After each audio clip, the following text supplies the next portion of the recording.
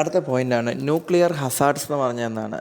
Risk or danger to human health or the environment exposed by radiation emanating from the atomic nuclear is called nuclear hazard. ആണവ റിയാക്ടറുകളിൽ നിന്ന് പുറന്തള്ളുന്ന വികിരണത്തിൽ നിന്ന് മനുഷ്യരുടെ അല്ലെങ്കിൽ ജന്തുക്കൾക്കോ ജീവിക്കോ പ്രകൃതിക്കോ എന്തെങ്കിലും പ്രയാസങ്ങൾ നേരിടുന്ന അല്ലെങ്കിൽ അപകടങ്ങൾ വരുന്നതിനെയാണ് നമ്മൾ എന്തെന്ന് പറയുന്നത്? ന്യൂക്ലിയർ ഹസാർഡസ് എന്ന് പറയുന്നത്. ഇതിൻ്റെ പ്രധാനപ്പെട്ട കാരണങ്ങൾ എന്തൊക്കെയാണെന്നാണ് പറയുന്നത്. ഒന്ന്, natural source of radioactivity. രണ്ട്, മാൻ മെയ്ഡ് സോഴ്സസ്. ഒന്നാമത്തെയാണ് natural source of radioactivity. അത് രണ്ടെണ്ണമാണ് പറയുന്നത്. ഒന്ന്, cosmic rays from outer space, അതായത് ബഹിരാകാശ നിലയങ്ങളിൽ നിന്ന് വരുന്ന എന്തായിരിക്കും? റേഡിയോ ആക്റ്റീവ് ഓട്സ് വികിരണങ്ങൾ. പിന്നെ ഏതായിരിക്കും വരുന്നത്?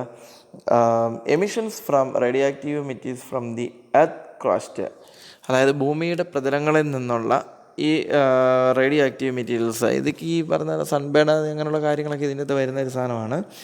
പിന്നെ വരുന്നതാണ് മാൻ മെയ്ഡ് സോഴ്സസ്, മനുഷ്യൻ തന്നെ ഒപ്പിക്കുന്ന പരിപാടികൾ. ഏതൊക്കെയാണ്?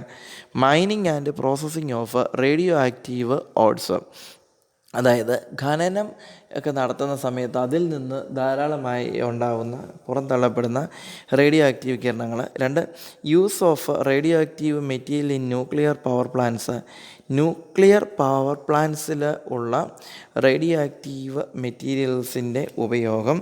പിന്നെയാണ് use of radioactive isotopes in medical, industrial and research applications, അല്ലേ? അതായത് ഈ എക്സ്റേ എടുക്കുന്ന തൊട്ടുള്ള റേഡിയോ വികിരണങ്ങൾ വരാറുണ്ട് ധാരാളമായിട്ട്. അതാണ് എക്സ്റേ ഒക്കെ എടുക്കുന്ന റൂമിൻ്റെ ഫ്രണ്ടിൽ നിന്ന് മാറി നിൽക്കണം എന്ന് പറയുന്നത്. അവിടെ റെഡ് ലൈറ്റ് തെളിഞ്ഞ് നിൽക്കുകയാണെങ്കിൽ ഒരിക്കലും ഡോർ തുറക്കരുതെന്ന് പറയുന്നത്. ഇത് നമുക്ക് കാണാൻ പറ്റത്തില്ല, പക്ഷേ ഇവ വന്ന് പതിച്ചു കഴിഞ്ഞാൽ ക്യാൻസർ പോലുള്ള അസുഖങ്ങൾ നമുക്ക് ഉണ്ടാകും. പിന്നെ വരുന്നത് use of radioactive materials in nuclear weapons, ആണവായുധങ്ങളിൽ ഉപയോഗിക്കുന്ന ന്യൂക്ലിയർ എന്താണ് റേഡിയോ ആക്റ്റീവ് ബീംസുകളെന്ന് പറയുന്നത്, അത് ഇതിൻ്റെ അകത്ത് വരുന്നതാണ്. അപ്പോൾ ഇങ്ങനെ ഉണ്ടാകുന്ന ന്യൂക്ലിയർ ഹസാർഡ്സിൻ്റെ എഫക്റ്റുകൾ എന്താണ്? ഒന്ന്, somatic damages. Somatic damage means ഈ ഒരു മേഖലയിൽ പ്രവർത്തിക്കുന്ന ആളുകൾക്ക് അല്ലെങ്കിൽ അതുമായി ബന്ധപ്പെടേണ്ടി വരുന്ന ആളുകൾക്ക് ഒരുപക്ഷെ ക്യാൻസറുകളോ അതും അല്ലെങ്കിൽ പറയുന്ന ലൈഫ് സ്പാൻ വളരെ കുറവായിരിക്കും എന്നാണ് പറയുന്നത്. എന്ന് പറഞ്ഞാൽ ജീവിത ദൈർഘ്യം, ആയുസ് കുറയുന്ന ഒരു ഇതിലേക്ക്. കാരണം എന്ന് പറഞ്ഞാൽ നമ്മൾ വേഗം അവർ ഡിസീസിന് അടിമപ്പെടുന്നൊരു കാര്യമാണ് നമ്മൾ കണ്ടെത്തുന്നത്. പിന്നെയാണ് പറയുന്നത് ജനറ്റിക് ഡാമേജ് എന്ന് പറയുന്നത്. Genetic damage means the life of future generation is affected, that is genetic effects or mutations എന്ന് പറയുന്നത്. പിന്നെ കൺട്രോളിങ് മെഷേഴ്സ്, പ്രിവെൻറ്റീവ് മെഷേഴ്സ് എന്നാണ് കെയർഫുള്ളായിട്ട് നമ്മൾ എന്ത് ചെയ്യണം? ഹാൻഡിൽ ചെയ്യുക എന്നുള്ളതാണ് ഏറ്റവും ഇമ്പോർട്ടൻ്റ് ആയിട്ട്. അതിൻ്റെ എടുക്കേണ്ട സ്ട്രാറ്റജിക് ആയിട്ടുള്ളതും ലോഫുള്ളായിട്ടുള്ള ഡിസിഷൻസ് പിന്നെ പ്രിക്കോഷൻസ് വളരെ ഇഫക്റ്റീവായി എടുക്കാവുന്നേ ഉള്ളൂ. പിന്നെ safety measures, waste disposal, preventing occupational exposures. ഈ പോയിൻറ്റുകൾ നിങ്ങൾ മസ്റ്റായിട്ട് കാണാതെ പഠിക്കുക. സോളിഡ് വേസ്റ്റ് മാനേജ്മെൻറ്റ് എന്ന് പറഞ്ഞാൽ എന്താണ്? Solid waste management refers to the scientific techniques and methods applied to manage solid waste from its inceptions to its final disposal. അതായത് എല്ലാ സ്ഥാപനങ്ങളിലും അല്ലെങ്കിൽ നമ്മുടെ എല്ലാ മേഖലകളിലും എങ്ങനെയാണ് നമുക്ക് ഈ പറയുന്ന വേസ്റ്റ് മാനേജ് ചെയ്യുന്നത്? ഹോസ്പിറ്റലുകളിൽ നമുക്ക് കാണാൻ സാധിക്കും വേസ്റ്റ് മാനേജ്മെൻറ്റ് പ്രോട്ടോക്കോൾ എന്നും പറഞ്ഞ് അവിടെ എഴുതി വെച്ചിട്ടുണ്ട്. ഇവിടെ എങ്ങനെയാണ് വേസ്റ്റ് ഡിസ്പോസ് ചെയ്യുന്നത്? അപ്പോൾ അതിനെയാണ് നമ്മൾ ഈ സോളിഡ് വേസ്റ്റ് മാനേജ്മെൻറ്റ് എന്നുകൊണ്ട് ഉദ്ദേശിക്കുന്നത്. ഈ സോളിഡ് വേസ്റ്റ് മാനേജ്മെൻറ്റ് രണ്ടെണ്ണം താഴെ ഒരു ഡെഫിനേഷൻ പറഞ്ഞിട്ടുണ്ട്. The application of techniques that will ensure the orderly execution of the functions of collection, processing and disposal of solid waste. Solid waste management എന്ന് പറയുന്നതാണ് application of techniques that will ensure the orderly execution of the functions collection, processing and disposal. Waste collect ചെയ്യുന്നതും process ചെയ്യുന്നതും അവ എന്ത് ചെയ്യുന്ന പറയുന്നത് dispose ചെയ്യുന്നത്. ഇത് മൂന്നും വളരെ ഇമ്പോർട്ടൻ്റ് ആയിട്ടുള്ളൊരു ഘടകമാണ്. ഈ സോളിഡ് വേസ്റ്റ് മാനേജ്മെൻറ്റ് പ്രധാനപ്പെട്ട സ്റ്റേജസ് ഏതൊക്കെയാണ്? ഒന്ന് പറയുന്നത് collection, you know very well. Processing, disposal, monitoring. കാണാതെ പഠിക്കുക കേട്ടോ. മൂന്നാണ് നിങ്ങൾക്കറിയാവുന്ന കാര്യങ്ങളാണ് എങ്ങനെയൊക്കെയാണ് വേസ്റ്റ് കളയുന്നതെന്നുള്ളത്. ഇനി ടൈപ്സ് ഓഫ് സോളിഡ് വേസ്റ്റ് ഏതൊക്കെയാണ്? ഒന്ന് urban waste and industrial waste എന്ന് നമുക്ക് രണ്ടായിട്ട് തിരിക്കാം. അർബൻ വേസ്റ്റ് എന്ന് പറയുന്നത് എന്താണ്? Urban waste are those waste which arise from house hold activities. അതായത് ഗാർഹിക ഉപഭോഗങ്ങളിൽ നിന്നും കിട്ടുന്ന സാധനങ്ങൾ ഏതൊക്കെയാണ്? റെസ്റ്റോറൻറ്റ്, അത് അണ്ടർലൈൻ ചെയ്ത് ആവശ്യമുള്ള മാത്രം അണ്ടർലൈൻ ചെയ്താൽ മതി. Restaurants, public place, institution, markets, street sweepings etcetera and include garbage, rubbish, ashes, demolition and construction waste, dead animals etcetera.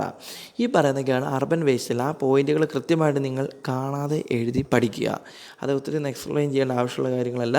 ഞാൻ ഇത്ര നേരം പറഞ്ഞുകൊണ്ടിരുന്ന സാധനങ്ങളാണ് നമ്മുടെ ഹോട്ടലുകളിൽ നിന്നും മറ്റേതോട്ട്. പിന്നെ ഇത് പുതിയ ഡിമോളിഷൻ നമ്മൾ കഴിഞ്ഞ ദിവസം കണ്ടതല്ലേ, മരട് ഫ്ലാറ്റുകൾ തകർക്കുന്നത്. അപ്പോൾ അതിൻ്റെ അകത്തുനിന്ന് ഇങ്ങനെ പറയുന്ന വേസ്റ്റ് പുറത്തേക്ക് എമിറ്റ് ചെയ്ത് വരുന്ന കാര്യങ്ങളെല്ലാം അത് അതിൻ്റെ അകത്ത് വരും.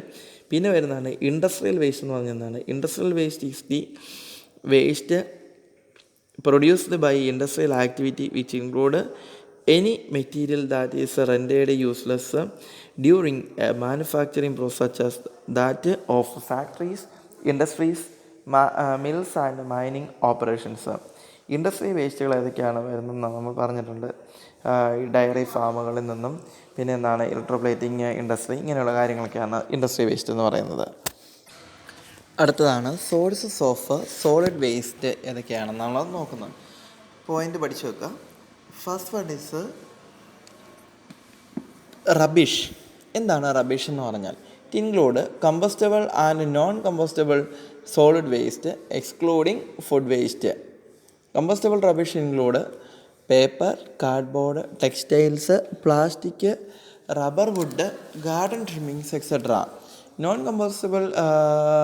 Non-combustible rubbish consists of glass, crockery, tin cans, aluminum cans, metal, construction waste etc. ഏതൊക്കെ മേഖലകളിൽ നിന്നാണ് സോളിഡ് വേസ്റ്റ് അഥവാ ഖനത്തിലുള്ള വേസ്റ്റുകൾ ഏതൊക്കെ സോഴ്സുകളിൽ നിന്നാണ് നമുക്ക് കിട്ടുന്നതെന്നാണ് നമ്മളിവിടെ അതിനകത്ത് പഠിക്കാൻ പോകുന്നത്. ഒന്ന്, ഏതൊക്കെയാണ് വേസ്റ്റ്? നമുക്കറിയാം, ഒരു വേസ്റ്റ് എന്നാണ് മനസ്സിൽ എവിടെയെങ്കിലും കൊണ്ട് വേസ്റ്റ് കട്ടിയുള്ള സാധനങ്ങൾ കൊണ്ട് കുന്നുകൂടിയിട്ടിരിക്കുക എന്ന് നിങ്ങളുടെ മനസ്സിൽ വരുമ്പോഴത്തേനും ഓർമ്മ വരുന്ന സാധനങ്ങളാണ് കാർഡ്ബോർഡും ടെക്സ്റ്റൈൽസും പ്ലാസ്റ്റിക്, റബ്ബർ, വുഡ്. പിന്നെ ഈ പറയുന്ന ഗാർഡൻ്റെ സാധനങ്ങളൊക്കെ വെട്ടിക്കൊണ്ട് ഇടുന്നത്. ഇത് മാത്രമൊന്നുമല്ല, ഈ പറയുന്ന കൺസ്ട്രക്ഷൻ്റെ തൊട്ട് സാധനങ്ങളെല്ലാം ഇതിനകത്ത് വരുന്നതാണ്.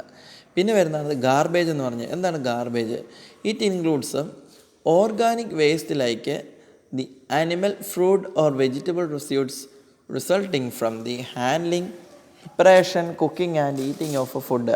ആഹാരങ്ങൾ പാകം ചെയ്യുന്നത് മുതൽ ഈ മത്സ്യങ്ങൾ, മാംസങ്ങൾ തുടങ്ങിയവയൊക്കെ പ്രിപ്പയർ ചെയ്യുകയും അതിനെ അറേഞ്ച് ചെയ്യുമ്പോൾ അതിൻ്റെ അകത്തുനിന്ന് വരുന്ന വേസ്റ്റുകൾ തൊട്ടുള്ള സാധനങ്ങളെല്ലാം ഏതിൻ്റെ അകത്ത് വരുമെന്നാണ് പറഞ്ഞേക്കുന്നത്? ഗാർബേജിൻ്റെ അകത്ത് വരുമെന്നാണ് പറഞ്ഞേക്കുന്നത്.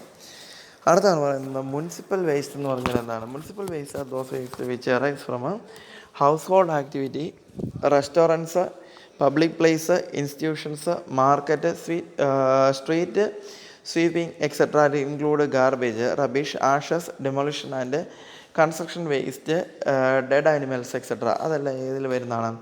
ഈ വരുന്ന മുനിസിപ്പൽ വേസ്റ്റിനകത്ത് വരുന്നതാണ്. അടുത്താണ് ഇൻഡസ്ട്രിയൽ വേസ്റ്റ് എന്ന് പറഞ്ഞാൽ എന്താണ്? ഇൻഡസ്ട്രിയൽ വേസ്റ്റിൻ്റെ അകത്ത് ഇതിൻ്റെ അകത്ത് വരുന്നതാണ് ഈ ആദ്യം കണ്ട റബിഷ് വരാറുണ്ട്. പിന്നെ എന്താണ്? പൊടിപടലങ്ങൾ, ദാറ്റ് ഈസ് ആഷസ്, ചാരം, കൺസ്ട്രക്ഷൻ ആൻഡ് ഡിമോളിഷൻ ആക്ടിവിറ്റീസ്. അടുത്താണെന്ന് ഹസാഡസ് വേസ്റ്റ്. ഹസാഡസ് വേസ്റ്റ് എന്ന് പറയുന്നത് നമ്മുടെ ജീവന് തന്നെ ഭീഷണിയാവുന്ന തരത്തിലുള്ള സാധനങ്ങൾ ഏതൊക്കെയാണെന്നാണ് പറഞ്ഞിരിക്കുന്നത്. അത് പറഞ്ഞ് hazardous waste is any waste or combination of waste that possess a substantial danger now or in future to human. ഒന്നെങ്കിൽ ഇപ്പോഴോ അല്ലെങ്കിൽ പിന്നെ ഭാവിയിൽ മനുഷ്യർക്ക് ഭീഷണിയാവുന്ന സാധനങ്ങളാണ് ഇതെന്ന് പറയുന്നത്. Plant or animal life and which therefore cannot be handled or disposed of without special precaution എന്നാണ് അതിൻ്റെ ഇതിൽ പറയുന്നത്. ഓക്കെ, പിന്നെയാണ് ബയോമെഡിക്കൽ വേസ്റ്റുകൾ. അതാണ് രാവിലെ നമ്മൾ പറയുന്നത് മെഡ് വേസ്റ്റിൻ്റെ അകത്ത് വരുന്ന കാറ്റഗറി എന്ന് പറയുന്നത്. റിസർച്ച് സെൻറ്ററുകളിൽ നിന്നും പിന്നെ വെറ്റിനറി ഇൻസ്റ്റിറ്റ്യൂഷൻ എന്നൊക്കെ പുറത്ത് വരുന്ന ഏതാണ് പറയുന്നത്? ഈ പറയുന്ന ബയോ വേസ്റ്റുകൾ ധാരാളമുണ്ട്. ഇത് പിന്നെ ഏതാണ്? ഈ മെഡിക്കൽ കോളേജുകൾ, ബ്ലഡ് ബാങ്കുകൾ, നേഴ്സിംഗ് ഹോമുകൾ, നേഴ്സിംഗ് സ്റ്റേഷനുകൾ, ഇങ്ങനെയുള്ളതിൻ്റെ അകത്തു നിന്നൊക്കെ ധാരാളമായി പുറത്ത് വരുന്ന ഏതാണ് മെഡ് വേസ്റ്റുകളുണ്ട്. ഇതും ഈ പറയുന്ന പോലെ പ്രയാസമേറിയ സാധനങ്ങളാണ്. ഇനി ഇങ്ങനെ ഇത് വരാനായിട്ടുള്ള കാരണങ്ങൾ ഏതൊക്കെയാണെന്നാണ് പറയുന്നത്. What are the causes of solid waste? ഒന്നാമത്തെയാണ് ഓവർ പോപ്പുലേഷൻ എന്ന് പറയുന്നത്. ഓവർ പോപ്പുലേഷൻ എന്ന് പറയുന്നത് ഒന്ന് ഇതുകൊണ്ട് ശരിക്കും ഡിസ്പോസ് ചെയ്യുവാൻ വേണ്ടി എന്തില്ല, സ്ഥലങ്ങളില്ല. അതാണ് ഇതിൻ്റെ പ്രധാനമായിട്ടുള്ള ഒരു കാരണമെന്ന് പറയുന്നത്. അതുകൊണ്ട് overpopulation is one of the best reason. Second one is urbanisation. Urbanisation എന്ന് പറയുന്നത് നഗരവൽക്കരണം, അറിയാമല്ലോ. അടുത്താണ് affluence. That means with increase in population or per capita consumption, there's a tendency to declare item as absolute, resulting in their discard, which leads to solid waste pollution. അതായത് ജനസംഖ്യാ വർധനവനുസരിച്ചോ അല്ലെങ്കിൽ ജനസംഖ്യ വർധനവനുസരിച്ചുള്ള production കൂടുമ്പോഴോ അതിൽ നിന്നുള്ള ഈ വേസ്റ്റുകൾ ഗാർബേജുകൾ ഡംപ് ചെയ്യുക എന്നുള്ളത് ഒരു വലിയൊരു എലമെൻ്റാണ്. അപ്പോഴത്തേക്കും നമ്മുടെ ദൈനംദിന പ്രവർത്തനങ്ങൾ കൂടുന്നതിനനുസരിച്ചാണ് ഇങ്ങനെയുള്ളത് വരുന്നത്. പിന്നെ ആണ് ടെക്നോളജി എന്ന് പറയുന്നത്. അതായത് പെട്ടെന്ന് വളർന്നു വരുന്ന ടെക്നോളജിയുടെ ഇതനുസരിച്ച് ഈ വേസ്റ്റുകളും മറ്റും കൂടിക്കൊണ്ട് ഇരിക്കുകയാണ്. അപ്പോൾ ഇതിനെ കൃത്യമായിട്ട് നമുക്ക് വേസ്റ്റ് മാനേജ്മെൻറ്റ് എന്ന് പറയുന്നത് വെരി റിസ്കി വൺ. ഓക്കെ, അടുത്താണ് effects of solid waste pollution. Solid waste പൊല്യൂഷൻ്റെ പ്രധാനപ്പെട്ട എഫക്ട്സ് എന്താണ്? ഒന്ന്, കണ്ടാമിനേറ്റ് ഓഫ് ഗ്രൗണ്ട് വാട്ടർ. നമ്മുടെ ഭൂമിയിലുള്ള അല്ലെങ്കിൽ ഭൂഗർഭജലം എന്ന് പറയുന്നത് അത് വളരെ മലിനമാകുന്നു.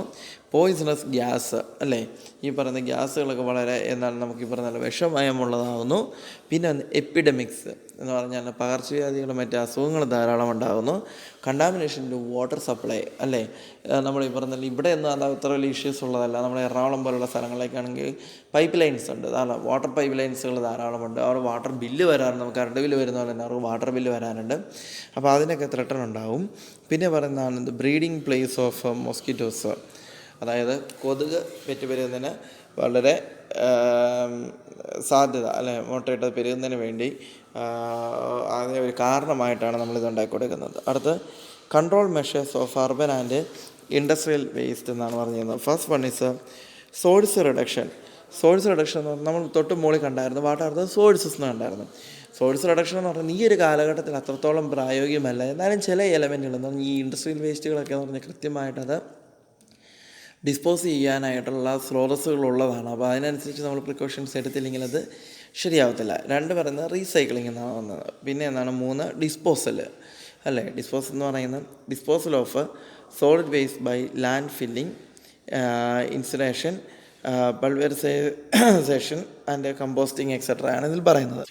ഓക്കെ, അത് എന്തൊക്കെയാണെന്ന് മാത്രം ഒന്ന് പഠിക്കുക. ഒന്നാമത്തെയാണ് പറയുന്നത് disposal of solid waste by land filling, അല്ലേ. ലാൻഡ് ഫില്ലിംഗ് എന്ന് പറഞ്ഞാൽ നമുക്ക് ഈ പറയുന്ന ഈ ഡീകമ്പോസ് ചെയ്യാൻ ഓർഗാനിക് മാറ്ററൊക്കെ കൊണ്ട് ഡീകമ്പോസ് ചെയ്യാൻ വേണ്ടിയുള്ള സ്ഥലങ്ങളുണ്ടല്ലോ, ഇത് കുഴിച്ചു മൂടുന്നുള്ള അതാണ് പറയുന്നത് ഈ ലാൻഡ് ഫില്ലിംഗ് എന്ന് ഉദ്ദേശിക്കുന്നത്. രണ്ടാമത് പറയുന്നതാണ് ഇൻസിനറേഷൻ എന്ന് പറയുന്നതാണ്. ഇൻസിനറേഷൻ എന്ന് പറയുന്നത് അത് എന്താണെന്ന് മാത്രം അണ്ടർലൈൻ ചെയ്യുക, ബാക്കി നിങ്ങൾ ടെക്സ്റ്റ് വായിച്ചിട്ട് എക്സ്പ്ലെയിൻ ചെയ്ത് എഴുതിയാൽ മതി. Incineration is the process of burning solid waste in a properly designed furnace under suitable temperature and operating conditions. അതായത് ഇപ്പോൾ വലിയ വലിയ ബിൽഡിങ്ങുകളിലൊക്കെ നമുക്ക് വേസ്റ്റ് കത്തിക്കുന്നതിന് വേണ്ടി നമുക്ക് ഫർണസുകളുണ്ട്. ഫർണസുകൾ എന്ന് പറയുന്നത് ഇങ്ങനെ ആകാശത്തോട്ട് ഇങ്ങനെ ഉയരത്തിൽ പൊങ്ങിയിരിക്കുന്ന പോക്കുകളിലൊക്കെ ആയിട്ടുള്ള സംഭവമാണ്. അത് നിർബന്ധമായിട്ട് വേണമെന്നതിൻ്റെ ഒത്തിരി ആളുകളൊക്കെ ഉള്ള ഇൻസ്റ്റിറ്റ്യൂഷൻസ് ആണെങ്കിൽ നിർബന്ധമായും ഫർണസ് വേണമെന്ന് നിയമമുണ്ട്. അപ്പോൾ ഇൻസിനറേഷൻ എന്ന് പറയുന്നത് കൃത്യമായിട്ട് ഇങ്ങനെയുള്ള വേസ്റ്റുകളെ കത്തിക്കുക, അല്ലെ, ഫർണസിലിട്ട് സോളിഡായിട്ടുള്ള ഈ വേസ്റ്റുകളെ കത്തിക്കുന്നതാണ് ഇൻസിനറേഷൻ എന്ന് പറയുന്നത്. അടുത്താണ് പൾവറൈസേഷൻ എന്ന് പറയുന്നത്. എന്താണ് പൾവറൈസേഷൻ എന്ന് പറയുന്നത്? Grinding, that is pulverised in grinding. Solid waste is pulverised in grinding machines so as to reduce its volume and change in physical character. അതായത് ഈ വേസ്റ്റുകളെ ഒരു മെഷീനിലേക്ക് കയറ്റിയിട്ട് അതിനെ ഫുൾ എന്ത് ചെയ്യുകയാണ്, ഗ്രൈൻഡ് ചെയ്ത് മറ്റൊരു രൂപത്തിലേക്ക് അതിൻ്റെ ഈ രൂപമാറ്റം വരുത്തുന്നതിനെയാണ് നമ്മൾ എന്തെന്ന് പറയുന്നത്, അതിനെയാണ് പൾവറൈസേഷൻ എന്ന് പറയുന്നത്. അതായത് ഇതിനകത്ത് എങ്ങനെ ഈ പൾവറൈസേഷനിൽ വരുന്ന പ്രധാനമായിട്ടുള്ള ഒരു ഘടകം എന്ന് പറയുന്നത് ഓർക്കുക. നമുക്കിപ്പോൾ ഈ ഇവിടെ നമ്മുടെ കോളേജിലാണ് ബി വാർഡ് ഡിപ്പാർട്ട്മെൻറ്റ്, ഇവിടുത്തെ 2-3 വാർഡുകൾ അവർ അഡോപ്റ്റ് ചെയ്തിട്ടുണ്ട്. ഈ വാർഡുകളിലുള്ള വേസ്റ്റ് അവരെടുത്തിട്ട് കളക്ട് ചെയ്തിട്ട് എന്ത് ചെയ്യാൻ പോവുകയാണ്, ഈ പറയുന്ന ഒരു മെഷീൻ കൊണ്ടുവന്നിട്ട് ആ മെഷീനിലിട്ടിട്ട് പെല്ലറ്റ്സ്, അതായത് പ്ലാസ്റ്റിക് പെല്ലറ്റ്സ് എന്ന് പറഞ്ഞ സംഭവമാക്കുക. അത് വേറെ MNCs, മൾട്ടിനാഷണൽ കമ്പനികൾ, അതുപോലെ വലിയ വലിയ കമ്പനികൾക്ക് നമുക്ക് അത് ഒത്തിരി എടുക്കുന്ന ആളുകളുണ്ട്. അവരത് യൂസ് ചെയ്തിട്ടാണ് ഈ നമ്മളിരിക്കുന്ന കസേര, മേശ, ഇങ്ങനെയുള്ള സാധനങ്ങളും പിന്നെയും ഇപ്പോൾ 200 രൂപ കടയിലുള്ള സാധനങ്ങളെ കൊണ്ടുവരുന്നില്ല, അതെല്ലാം ഇതുപോലെ ഈ കൊണ്ടുവന്ന പ്ലാസ്റ്റിക് ഒന്നും കൂടെ റീയൂസ് ചെയ്തിട്ടാണ് അവരുടെ പ്രോഡക്റ്റ്സ് ആയിട്ട് വെളിയിലേക്ക് വരുന്നത്. ഓക്കെ, അപ്പോൾ അങ്ങനെയുള്ള സംഭവങ്ങളെ അത് രൂപമാറ്റം ചെയ്ത് വീണ്ടും ഈ വേസ്റ്റുകൾ റീയൂസ് ചെയ്യുന്നതിനെയാണ് നമ്മൾ പൾവറൈസേഷൻ എന്ന് പറയുന്നത്. അടുത്താണ് കമ്പോസ്റ്റിംഗ് എന്ന് പറയുന്നത്. കമ്പോസ്റ്റിംഗ് എന്ന is a biological decomposition of organic constituents of solid waste such as leaves, grass and food scraps by micro organisms under controlled conditions. Composting നമ്മൾ നേരത്തെ കണ്ടിട്ടുള്ളതാണ്. ഈ കമ്പോസ്റ്റിംഗ് നമ്മുടെ വീട്ടിലും നമ്മൾ ചെറുപ്പം മുതലേ സ്കൂളുകളിൽ പഠിക്കുന്ന സംഭവമാണ്. ഇപ്പോൾ ധാരാളമായിട്ട് ജൈവവളങ്ങൾ ഉണ്ടാക്കുന്നതിനും മറ്റു കാര്യങ്ങളുമായിട്ട് കമ്പോസ്റ്റിംഗ് എന്ന് പറയുന്ന വീടുകളിൽ തന്നെ നമ്മളിപ്പോൾ പ്രാക്ടീസ് ചെയ്യുന്ന ഒരു സിസ്റ്റമാണ്. ഓക്കെ, അടുത്തതാണ് role of individual in prevention of pollution prevent ചെയ്യുന്നതിനുള്ള പ്രധാനപ്പെട്ട ഇൻഡിവിജ്വൽസിൻ്റെ റോളുകൾ ഏതെല്ലാമാണ്? ഒന്ന്, മിനിമൈസിങ് വേസ്റ്റേജ് ഓഫ് റിസോഴ്സസിൻ്റെ വേസ്റ്റേജുകൾ നമ്മൾ മാക്സിമം കുറയ്ക്കുക. അതിൻ്റെ അകത്ത് ഏതൊക്കെയാണ് വരുന്നത്? ഈ പറയുന്ന ഇലക്ട്രിസിറ്റി, വാട്ടർ, അങ്ങനെയുള്ളതൊക്കെ നമ്മൾ അതിൻ്റെ യൂസേജസ് കുറയ്ക്കുക. പിന്നെ അഡോപ്റ്റിംഗ് മാസ് ട്രാൻസ്പോർട്ടേഷൻ എന്നാണ് പറയുന്നത്. അതായത് നമ്മളിപ്പോൾ യൂസ് ചെയ്യുന്നത് 2-3 പേർക്കൊക്കെ ഒരു സ്ഥലത്ത് നിന്ന് ഒരുമിച്ച് വരുന്നവരൊക്കെ ഉണ്ടെങ്കിൽ അവർക്കെല്ലാവർക്കും കൂടെ ഒരുമിച്ച് വാഹനം എടുത്ത് വരാവുന്ന കാര്യമേ ഉള്ളൂ. അപ്പോൾ ആ ഒരു കാര്യം അതിനകത്ത് വരാം. പിന്നെയാണ് preferring recycled products, means products that are made of recycled material should be given preferences by individuals. അടുത്ത പറയുന്നത് proper disposal of harmful products, അതായത് നമുക്ക് ഹാനികരമാകുന്ന പ്രോഡക്ട്സുകൾ കൃത്യമായിട്ട് എന്ത് ചെയ്യണം, കൊണ്ടുപോയി ഡിസ്പോസ് ചെയ്യുക. പിന്നെയാണ് പ്ലാന്റിങ് ട്രീസ്. അടുത്ത് വരുന്നതാണ് പ്ലാന്റിങ് ട്രീസ് എന്ന് പറയുന്നത്. Individuals should plant trees wherever possible because they reduce air pollution. കൃത്യമായിട്ടുള്ള എയർ പൊല്യൂഷൻസ് നമ്മൾ റെസ്ട്രിക്റ്റ് ചെയ്യുന്നതിന് വേണ്ടി ട്രീസ് പ്ലാന്റ് ചെയ്യണം. ഓപ്റ്റിമം യൂസ് ഓഫ് പെസ്റ്റിസൈഡ്സ്, അതായത് അതിനെന്താ പറയുന്നത്, ഈ കീടനാശിനികൾ തുടങ്ങിയ സാധനങ്ങളൊക്കെ എന്താണ് അതിനെ മാക്സിമം യൂസ് ചെയ്യുക എന്ന് പറയുന്നത്. നമ്മളതൊരു ഈ ജൈവവളങ്ങളിലേക്ക് തിരിയുക, രാസവളങ്ങൾ മാറി അതിലേക്ക് ജൈവവളങ്ങളിലേക്ക് നമ്മൾ തിരിയുന്നത് നല്ലതായിരിക്കും എന്നാണ് പറയുന്നത്. പിന്നെ buying goods in refillable glass containers, വീണ്ടും വീണ്ടും നമുക്ക് യൂസ് ചെയ്യാവുന്ന റീഫില്ല് ചെയ്യാൻ പറ്റുന്ന ഗ്യാസ് കണ്ടെയ്നേഴ്സുകളിൽ എന്ത് ചെയ്യുക, സാധനങ്ങൾ ബൈ ചെയ്യുക. അവോയ്ഡിങ് പ്ലാസ്റ്റിക് ക്യാരി ബാഗുകൾ, പ്ലാസ്റ്റിക്കിൻ്റെ മൊത്തം നമ്മൾ കളയുക. Setting up of composite bin, organising community meetings. Okay, ഇതിനെക്കുറിച്ചുള്ള അവബോധം കുട്ടികളിലും മറ്റുള്ളതിൽ എത്തിക്കുക. കേസ് സ്റ്റഡീസ്, പൊല്യൂഷനെ കുറിച്ചുള്ള വലിയ സംഭവങ്ങളൊന്നുമല്ല, നിങ്ങളതെന്ന് ജസ്റ്റ് പിന്നെ സമയം കിട്ടുകയാണെന്ന് വായിച്ച് നോക്കിയാൽ മതി. അടുത്ത ഒരു ഏരിയയിലേക്ക് നമ്മൾ കിടക്കാൻ പോവുകയാണ്. അടുത്താണ് ഡിസാസ്റ്റർ മാനേജ്മെൻറ്റ് എന്ന് പറയുന്നത്. അത് ദുരന്ത നിവാരണം എന്ന് നമ്മൾ മലയാളത്തിൽ പറയും. എന്താണെന്ന് നോക്കുക. Second paragraph, A disaster may be defined as an occurrence of immensely damaging nature that causes ecological disruption, deterioration of health of a very large number of people and loss of human life in such a scale that warrants response from outside areas other than the offered regions. അപ്പോൾ ഈ ഡെഫിനേഷനിലേക്ക് പോകുന്നതിന് മുമ്പ് നമുക്കറിയാം, അവിടെ നിങ്ങൾ ടെക്സ്റ്റിൽ പറഞ്ഞിട്ടുണ്ട്, ഈ ഡിസാസ്റ്റർ എന്നുള്ള വാക്ക് ഏതാണ്, ഫ്രഞ്ച് വേർഡ് ഡിസാസ്ട്രേ എന്ന് പറയുന്ന വേർഡിൽ നിന്നാണ് ഡിസാസ്റ്റർ എന്നുള്ള വേർഡ് ഉരുത്തിരിഞ്ഞ് വന്നേക്കുന്നത്. ഇതിൻ്റെ അർത്ഥം എന്ന് പറയുന്നത് ബാഡ് അല്ലെങ്കിൽ ഒരു ഈവിൾ സ്റ്റാർ എന്നാണ് അതിൻ്റെ അർത്ഥം വരുന്നത്. A disaster is that sudden calamity which brings misfortune and miseries to humanity. മനുഷ്യൻ്റെ അന്തകനായിട്ട് എന്ത് ചെയ്യുന്നതാണ്, പ്രതീക്ഷിക്കാതെ വരുന്ന ഒരു നാച്ചുറൽ അല്ലെങ്കിൽ സഡൻ കലാമിറ്റിയിലാണ് എന്തെന്ന് പറയുന്നത്, ഡിസാസ്റ്റർ എന്ന് പറയുന്നത്, ദുരന്തം എന്ന് പറയുന്നത് നമുക്കറിയാവുന്നതാണ്. അപ്പോൾ ഇതിൻ്റെ ഡെഫിനേഷൻ തന്നിരിക്കുന്നതാണ്, an occurrence of immensely damaging nature that causes ecological disruption, deterioration of health of a very large number of people and loss of human life. മനുഷ്യൻ്റെ ജീവിതം നശിക്കുന്നതിന് വേണ്ടിയോ ജീവന് ഭീഷണിയാവുന്നതോ അങ്ങനെയാണ് a very large number of people എന്നാണ് പറഞ്ഞത്. Disaster എന്ന് പറയുന്നത് ഒരു വ്യക്തിക്ക് വരുന്നതിനെ അല്ല, പിന്നെ എന്താണ്, ഒരു കൂട്ടം ജനങ്ങൾക്ക് അല്ലെങ്കിൽ ഒരു മേഖല തിരിച്ച് ഭയങ്കര ബ്രോഡായിട്ട് വരുന്ന എന്താണ് നെഗറ്റീവായിട്ട് നടക്കാൻ പോകുന്ന കലാമിറ്റികളെയാണ് എന്തെന്ന് പറയുന്നത്, ഡിസാസ്റ്റർ എന്ന് പറയുന്നത്. അങ്ങനെ സംഭവിക്കുന്നത് തന്നെയാണ് ഡിസാസ്റ്റർ എന്ന് പറയുന്നത്. And loss of human life in such a scale that warrants response from outside areas other than the affected regions. Okay, പിന്നെ താഴെ പറഞ്ഞിരുന്നത് disaster management is defined as the effective organisation, direction and utilisation of available counter disaster resources എന്നാണ് പറഞ്ഞിരിക്കുന്നത്. അത് നോക്കണം കേട്ടോ. Effective organisation എന്ന് പറഞ്ഞാൽ വളരെ പ്രാഗൽഭ്യത്തോടു കൂടി തന്നെ നമ്മൾ ഓർഗനൈസ് ചെയ്യുന്നത്, direction and utilisation of available counter disaster resource എന്നും പറയുന്നുണ്ട്. കൗണ്ടർ ഡിസാസ്റ്റർ എന്ന് പറയുന്ന ഡിസാസ്റ്ററിന് ഓപ്പോസിറ്റ് അല്ലേ. ദുരന്ത നിവാരണം എന്ന് പറയുന്ന, അതായത് ദുരന്തത്തിൽ പെടുന്ന ആളുകളെ നമ്മൾ രക്ഷിക്കുന്നതിന് അവരെ റെസ്ക്യൂ ചെയ്യുന്നൊരു പർപ്പസാണ് ഇതിനകത്ത് വരുന്നത്. What are the aspects of A disaster management? First one is disaster impacts and response. 2 disaster preparedness. 3 disaster mitigation. ഇങ്ങനെ 3 എണ്ണമാണ് തരംതിരിക്കാനുള്ളത്. ഒന്നാണ് ഡിസാസ്റ്റർ ഇമ്പാക്റ്റ് ആൻഡ് റെസ്പോൺസ് എന്ന് പറയുന്നത്. The disaster impact and response aspect includes the following operations. എന്തൊക്കെയാണ് അതിന് പറയുന്നത്? First one search and rescue എന്ന് പറഞ്ഞാൽ അന്വേഷണം നടത്തുക വളരെ വ്യാപകമായി, അതുപോലെ തന്നെ രക്ഷപ്പെടുത്തുക. രണ്ടാമത്തെ കാര്യമാണ് ഫസ്റ്റ് എയ്ഡ് എമർജൻസി ആയിട്ട് കൊടുക്കുക. 3 ട്രയാഗ് ആൻഡ് സ്റ്റെബിലൈസേഷൻ ഓഫ് വിക്ടിം. ഈ ദുരന്തത്തിന് ഇരയാകുന്ന ആളുകളെ നമ്മൾ എന്ത് ചെയ്യുകയാണ്, അവർക്ക് ഒരു സെറ്റിൽമെൻറ്റ് കൊടുക്കുന്നു, അല്ലെങ്കിൽ അവരെ നമ്മളൊരു സംഘത്തിലേക്ക് കൊണ്ടുപോകുന്നു അല്ലേ. നമുക്കറിയാം അതിന് വേണ്ടി ഷെൽട്ടറുകൾ നമ്മൾ ഫോം ചെയ്യാറുണ്ട്. പിന്നെയുള്ളതാണ് ഹോസ്പിറ്റൽ ട്രീറ്റ്മെൻറ്റ് എന്ന് പറയുന്നത്. ഹോസ്പിറ്റൽ ട്രീറ്റ്മെൻറ്റ് അടുത്ത് കൊടുക്കുന്നതാണ്. പിന്നെ ഐഡൻറ്റിഫിക്കേഷൻ ഓഫ് ഡെഡ്, മരിച്ച ആളുകളെ കൃത്യമായി ആരാണ് എങ്ങനെയാണെന്നുള്ള അഡ്രസ് പ്രകാരം എടുക്കുന്നു. പിന്നെയാണ് റിലീഫ് ഫേസുകൾ. അതിൽ നിന്ന് മുക്തി നേടുന്നവർക്ക് വേണ്ടിയുള്ള കാര്യങ്ങൾ വരുന്നത്. അതായത് എന്തൊക്കെ റിലാക്സേഷൻ ടെക്നിക്സുകൾ മറ്റു കാര്യങ്ങളാണ് അവർക്ക് ചെയ്യാൻ പറ്റുന്നത്, അതെല്ലാം അവിടെ കൊടുക്കുക. Manage humanitarian supplies such as water, food etcetera. വെള്ളം, ജലം തുടങ്ങിയ സാധനങ്ങൾ കൃത്യമായിട്ട് അവർക്ക് കൊടുക്കുക. റീകൺസ്ട്രക്ഷൻ്റെ റീഹാബിലിറ്റേഷൻ എന്ന് പറയുന്ന ഏറ്റവും അവസാനത്തെ സ്റ്റേജാണ്. വീണ്ടും ഇവയെല്ലാം പോയതിനെല്ലാം റീകൺസ്ട്രക്റ്റ് ചെയ്യുക, അതുപോലെ തന്നെ റീഹാബിലിറ്റേറ്റ് ചെയ്യുക എന്ന് പറഞ്ഞാൽ എന്താണ്? പുനരുദ്ധാരണം ചെയ്യുക എന്നാണ് പറയുന്നത്. 2 ഡിസാസ്റ്റർ പ്രിപ്പയർഡ്നെസ് എന്ന് പറഞ്ഞാൽ എന്താണ് അർത്ഥമാക്കുന്നത്? Disaster preparedness is a programme of long term development activities whose goals are to strengthen to overall capacity and capability of a country to manage efficiently all types of emergencies. എല്ലാ തരത്തിലുള്ള എമർജൻസികളും കൃത്യമായിട്ട് എന്ത് ചെയ്യണം? Meet ചെയ്യുക എന്നുള്ളതാണ് പറയുന്നത്.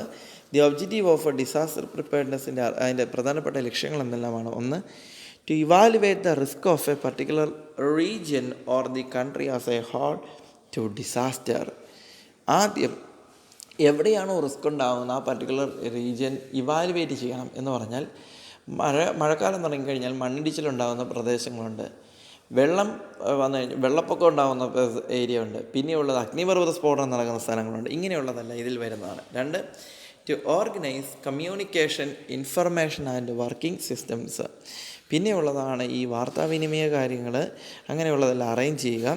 പിന്നെ പറയുന്നതാണ് സാമ്പത്തിക ആവശ്യങ്ങൾ അതിനെ അറേഞ്ച് ചെയ്യണം, അതിന് ഉറപ്പാക്കണം. പിന്നെ എന്താണ് വാർത്താ മേഖലകളുമായിട്ട് ഒരു ഏകീകരണം വേണം എന്ന് പറഞ്ഞ് കൃത്യമായിട്ട് എങ്ങനെയുള്ള ദൂരെയുള്ള ആളുകൾ, റിലേറ്റീവ്സ്, അധികാരികൾ, ഇങ്ങനെയുള്ളവർ കൃത്യമായിട്ട് അറിയാനായിട്ട് സാധിക്കണം. To organise disaster simulation exercise to test the response mechanism. ഇത്രയും കാര്യങ്ങളാണ് വരുന്നത്. അടുത്താണ് ഡിസാസ്റ്റർ മിറ്റിഗേഷൻ എന്ന് പറയുന്നത്. മിറ്റിഗേഷൻ എന്ന് പറഞ്ഞാൽ ശമിപ്പിക്കുക എന്നാണ് അർത്ഥം വരുന്നത്. ഇതിൻ്റെ അർത്ഥമാകുന്ന sustained action taken to reduce long time vulnerability of human life and property to natural hazards. അത് അണ്ടർലൈൻ ചെയ്യണം കേട്ടോ. It defined as sustained action taken to reduce long time vulnerability of human life and property. മനുഷ്യൻ്റെ സ്വത്ത് സാമഗ്രികൾ, സ്വത്ത് വകകൾ തുടങ്ങിയവയൊക്കെ എന്ത് ചെയ്യണം? ഇത് സംരക്ഷിക്കപ്പെടുന്നതിന് വേണ്ടി ഒരു കൃത്യമായിട്ടുള്ള സസ്റ്റെയിൻഡ് ആക്ഷൻ നമുക്ക് എടുക്കണമെന്നാണ് പറഞ്ഞേക്കുന്നത്. അതിൻ്റെ അകത്ത് വരുന്നതാണ് risk assessment and vulnerability analysis, promote appropriate land use planning, promote the knowledge of disaster റിസ്കിൻ്റെ design and construction, reduce the vulnerability of existing building.